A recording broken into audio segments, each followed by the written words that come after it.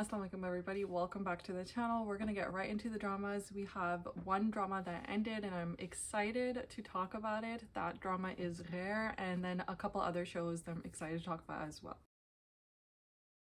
This week's review is a little bit different because I usually have a few notes for every drama listed, but I did not have time this week and I really just wanted to get this review out. So we're gonna jump right into the whole drama. So I think we should just start off with Ghair, which just ended, and honestly, I have some thoughts. It ended better than I thought it would wrap things up, but I'm not entirely satisfied with the way things ended. The first thing that was really great about Ghair was the fact that all of the characters did have an ending and we got to see that ending even if we didn't necessarily agree with that ending, so that was great. I honestly, till the very end, Solace's character was such a disappointment from the beginning. If you look at my first review of the show, I'm pretty sure it was in that first review when we see Solace, and I just am just not impressed by his character, and he just continued to disappoint. And there are some things that were very toxic, I have to say, about how they showed certain aspects of Wafa and Solace's relationship and how they come back together. I don't think it's a good way to show, like, it was not a healthy relationship. Now, like, obviously, like, you know, you want to avoid divorce as much as possible, but the situation that they were in was extremely unhealthy, and it made sense. Like, obviously not a good thing, but it would have made sense if they eventually parted ways, because Solace proved to be, like Wafa said, like very buzdil, very cowardly and spineless until the very end. And the most problematic thing of how they get back together finally is that Solace resorts to very extreme situations and circumstances, which is he tries to end himself and in order to get Wafa back, essentially, right? I mean, a part of him was just like, I cannot move on without her, and maybe he didn't want to, like, maybe he did just want to like end himself, but obviously the fact that you're calling her and all of this is your final plea, like, it was just really like in poor taste. And I didn't like that they showed this on Pakistani media, because what kind of impression does that give to other boys and girls, or like the youth in Pakistan? Like, this was very narcissistic and abusive type of behavior in my opinion, and I just did not like it. Really disappointed me, and I just felt like they should not have taken that direction. Like, the way everything was going was like, she really was over it. And you know, of course, like, I'm sure in her heart she still had a lot of feelings for him, but after everything that they've gone through, and then for her to be like immediately willing to go with him again, or like be a part of him in his life again, just didn't make sense. And I think this was showing this was more harmful than entertaining for viewers, I think. So I just have very negative feelings and very strong feelings specifically with this situation, because the whole time the drama was airing, I just could not understand like what is gonna happen with Wafa, because it doesn't make sense for her to go like leave Solace and go for Jad. That bridge was burned a long time ago, and the way Jad was, it didn't make sense. And then it didn't make sense for her to continue with Solace because of how he is as well. Like, he's so useless, and he like treated her so poorly. Like, and the thing that really disappointed me about Solace and his character is like, everyone around him was just like, oh, he's a good person, but like he just had bad circumstances. Like, it just was really disappointing, extremely disappointing.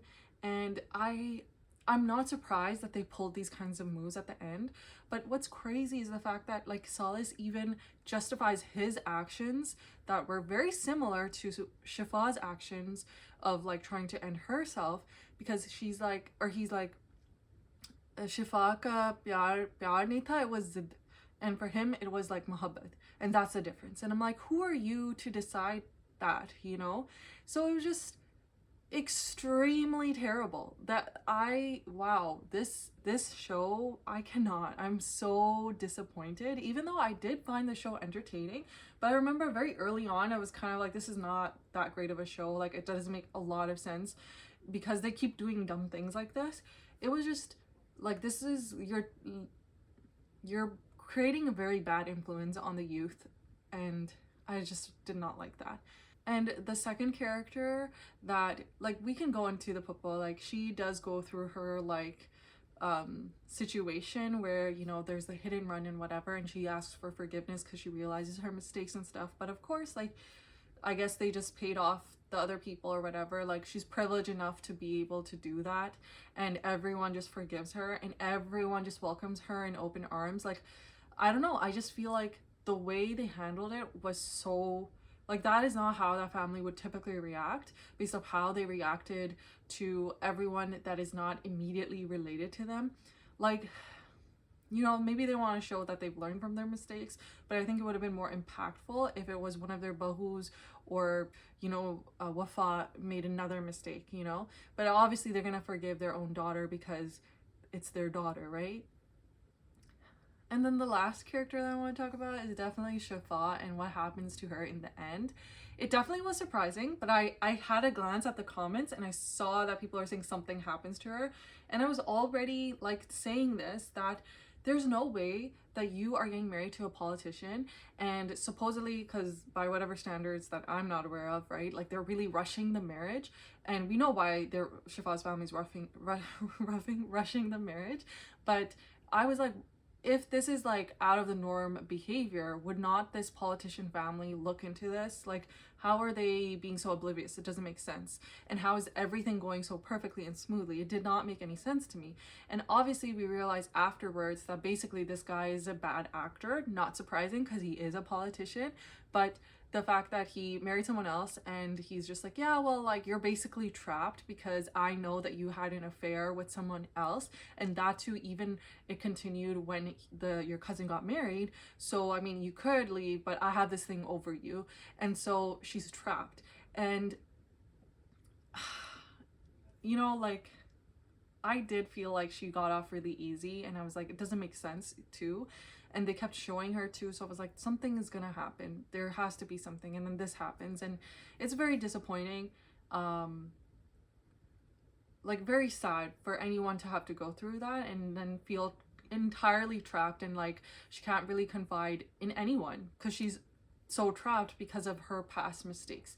And this is one of those things where it's like, you, like, do you tell people that this is your history or not? Like, in Islam, like, you don't have to expose that, I guess. But obviously, like, people have ways to find out these things, and now her husband, you know, is basically, like, she's basically gonna live a life of, like, loneliness, essentially, because her husband's not gonna be all in with her and their relationship. And I was like, do I feel happy about this? Of course I don't. I wouldn't want that on anyone, but I'm not surprised that they showed that, you know, at the end of the day, you can't escape the consequences of your actions, and koi na koi tarika ke saath, matlab, aapko, you'll get karma, essentially. But reality is like, that's not really how that always works. And like, she could have just ended up happily ever after, and like, that would have also been believable. It wouldn't have been very satisfying, but it would have been believable, because I think that is how things happen in real life oftentimes. All in all, the show is good, but like, everything is fine. I can let go of everything, but what they showed, how Solace's character behaved towards the end in order to win Wafa back, terrible behavior. And the fact that the family was like, his mom was like, oh, you know, like, mera beta bas rul gaya or whatever. I'm like, he did this to himself, okay? You can't be like, oh, like, it's, let's just move on. Let's just move on. I have a lot to say about this. I don't want to talk anymore about this. I'm glad that the show is over. I'm glad that most of the characters had a good ending. I just don't understand why Shifa had to get the ending where she is forever going to be suffering, essentially. Whereas, like, when you think about it, you know, it wasn't exactly Shifa's fault entirely. And I 100% believe that, yes, she was an adult. Even if she was a very young adult, she's an adult. And she should have made different choices and should not, baaton mein nahi usko aana chahiye tha. And at the beginning, she does question her puppo, like, well, why would I do this? Why would I do that? But baaton mein aa gayi, and then at the end of the day, she was the one that, you know, caused so much pain and suffering for Wafa, and then Wafa and Solace. But it's just like, why was she the only one that they showed as having this terrible ending or terrible future? You know, so that was just something that was like, I feel like Solace deserved a worse ending, if anything, just because of how cowardly he was. Anyway, let's just move on. Let's talk about Hijr, which is a new drama I'm watching, and in this episode I was not really feeling it.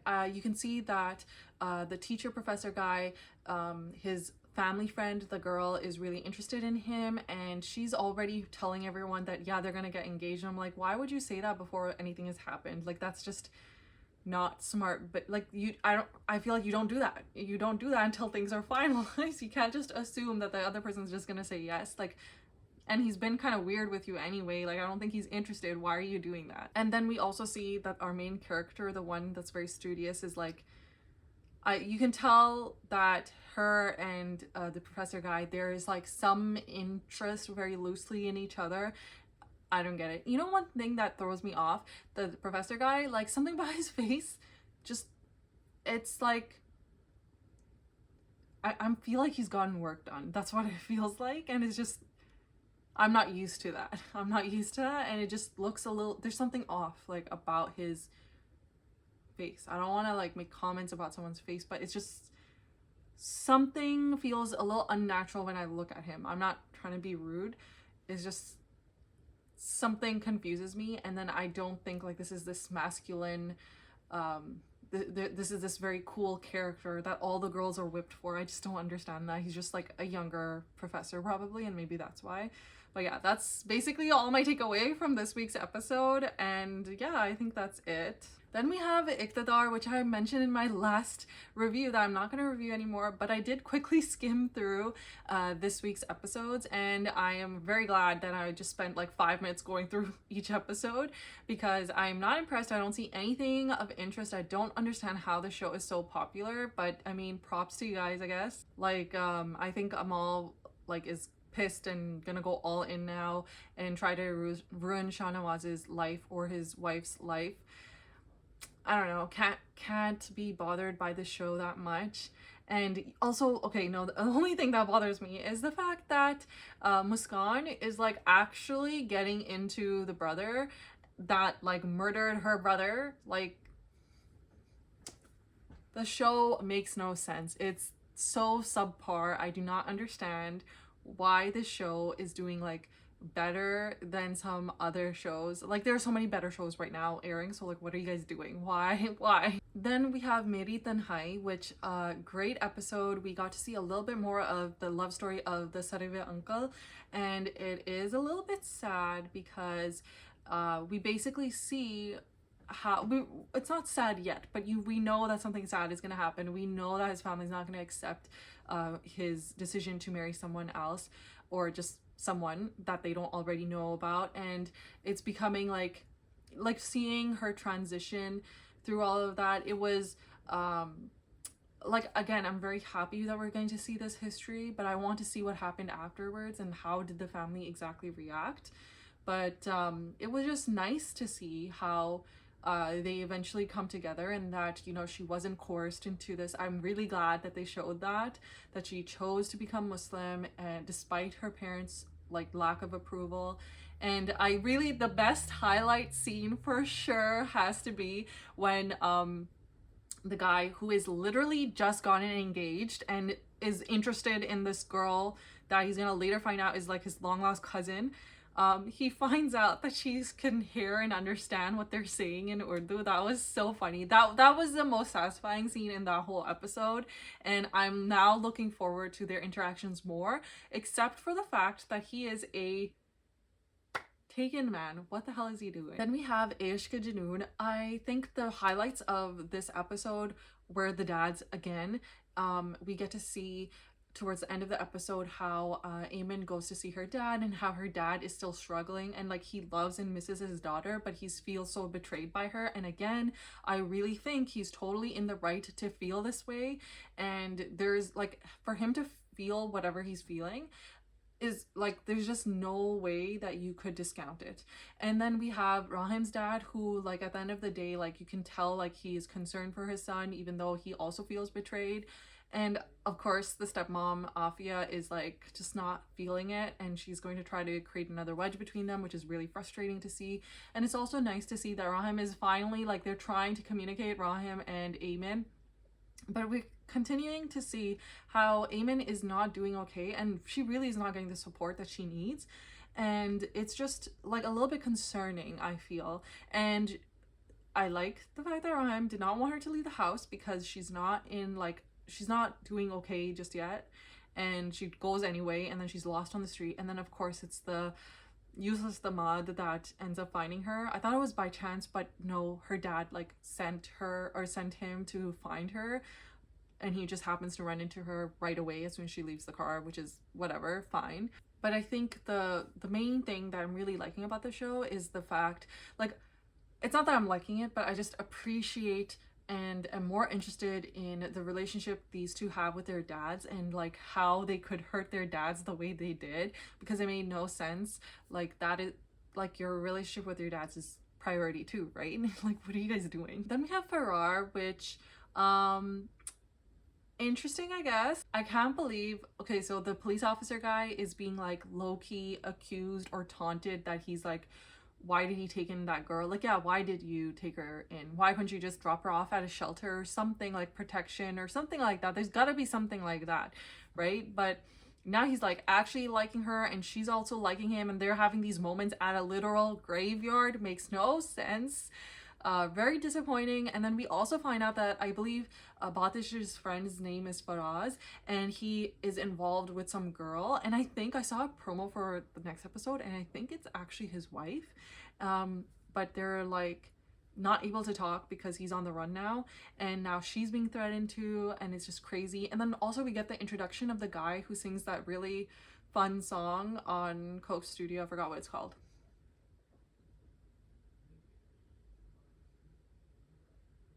I don't remember, but it's that really fun song, and it's like half ganja guy, and I'm like, did I miss something? I don't understand who this person is and how they know him, but you know, he's here now, so whatever. I just feel like I'm not getting enough from these episodes, so I need more episodes to come out at one time to be able to review or like really have an idea of like what happened. You know, I feel like it's very short just getting this show to have just one episode a week. Okay, now we're gonna go to my favorite drama. Woohoo! Let's go! Qarz E Jaan. I am so excited every single time. Like, if I had to drop all of my shows and could only keep one, Qarz E Jaan would be the one, because it has consistently been just so good, so refreshing, and it's really like nice to see like the progression of the show. Like, I feel like it's a good pace. Just every episode makes me like so excited.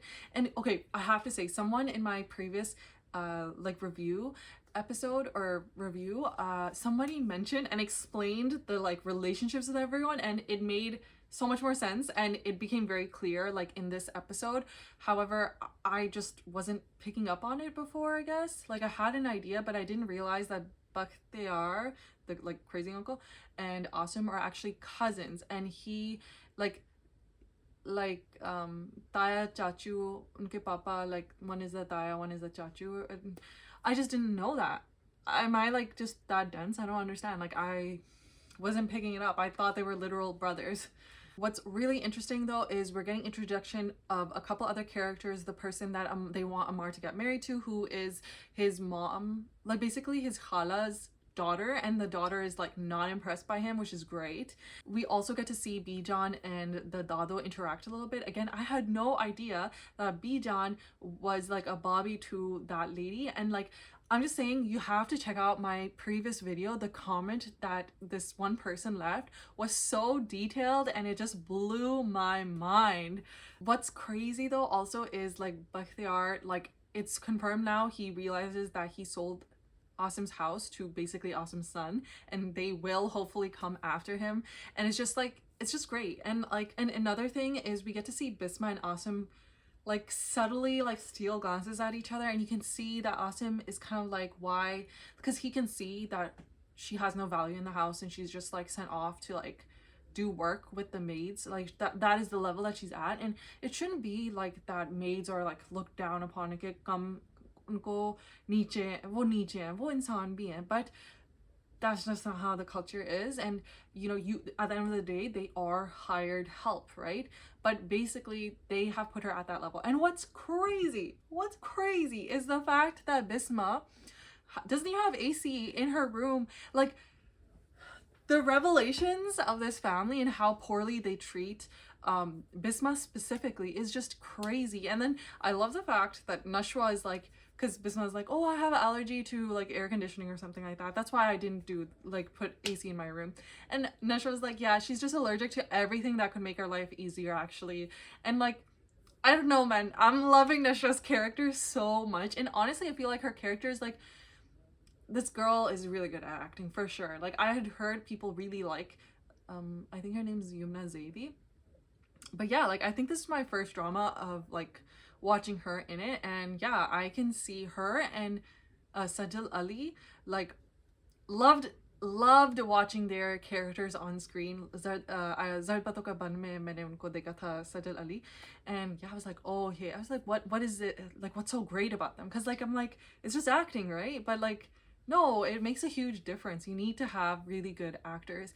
And of course, we get to see a little bit more of Amar, and I love that Nashwa just like is, I kind of wish she didn't tell him, but he's like, she tells him like, oh, the case is being opened up again and stuff, and now he's gonna find out that that guy who's opened up the case again is actually my cousin. Just felt like there was so much going on in this episode because we get some more characters introduced and we get to understand the dynamics of their relationships, and it's just kind of like, you get to see, there was something that Asim uncle said that I really liked, but yeah, like, it's just so interesting to have these people finally in the show, man. I don't want the show to be just like 20-30 episodes. I want it to be like 45 at least, and I'll be happy because the show is so good. I don't have any like really smart thoughts on what I think is gonna happen because I'm just so excited, genuinely. But it'll be interesting to see like, because at the end of the episode we see that Nashwa bumps into Burhan sir or whatever, and so they're going to come to face to the fact that they know each other or are related. And I wasn't in the hot review people, I think they were saying that they think that he would be aware that Nashwa is his relative, but I like, there was nothing to indicate even slightly that he knows who they are, because like, yeah, so I just don't think that was the case. But he seems to know what's up for the most part. I mean, he is a lawyer, but I don't know. I'm very excited for their interaction finally, and then her to interact, or Burhan sir to interact with Amar. That's going to be really interesting. It was already really interesting when Burhan was interacting with Bakhtiar uncle, and oh my god, did anyone notice the Dadi? Okay, listen, her expressions are so intense, it's so scary, and she's so fake, man. It's so bad. And then we get to see I'm sorry, like, it's getting really dark, so the lighting is not the best, but whatever. We get to see the Dado judge Nashwa because she's in like a nice suit, and it's so awkward. And then she's like, oh, let me give you pyar so I can keep face or whatever, but she's not happy about it. I'm so excited for the next couple of episodes. Let me know what you guys think is gonna happen in the next episode or with any of the shows. Very excited to continue. I cannot wait for Sunday to happen again just so I can watch Qarz E Jaan.